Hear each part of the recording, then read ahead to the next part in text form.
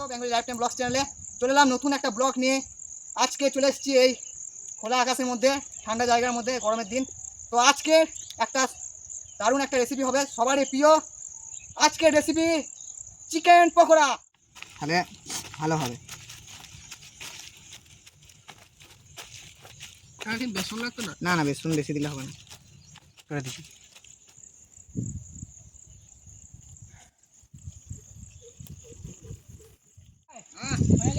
হয়ে যাই। এই তুলো